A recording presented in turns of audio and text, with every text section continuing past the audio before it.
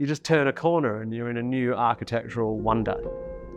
This is an icon of art in this country, an absolute symbol of what we can be. I think I came with my parents when I was 11 at the Sydney Opera House. Felt so out of reach. Being here and knowing that not only have I got to play here, but that I've sort of become associated with it just in my own tiny way is such a shock to me.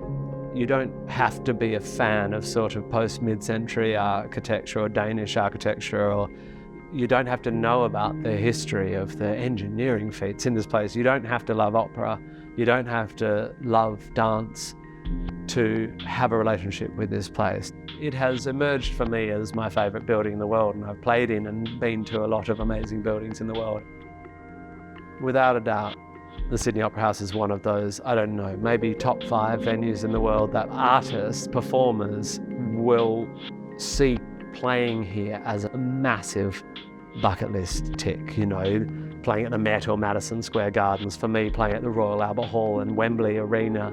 You know, these things, when I'm showing off or when I'm like name dropping, I'll be like, yeah, I've played at the Royal Albert Hall and the O2 and Wembley and the Sydney Opera House. You know, it's that. It is globally iconic.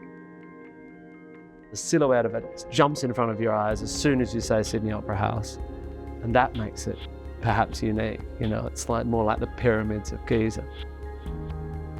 I think that first time I played here in the studio, we actually filmed my first ever DVD, and that felt like a real moment, a real, oh my God, I think I might have a career. You know, I might be real. I might be an actual person doing art.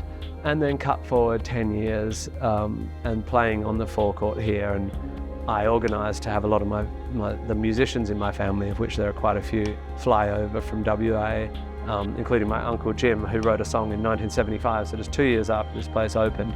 In the year I was born, he wrote a song about the harbour in Fremantle called Harbour Lights. And so I had this idea that I would play Jim's song on the harbour, under harbour lights, you know, so I flew him over. He's a pretty old dude now and hasn't been very well, but got him over, and then a bunch of my cousins and my brother and both my sisters, and we sung his song, and that might be the most special moment of my performing at this place.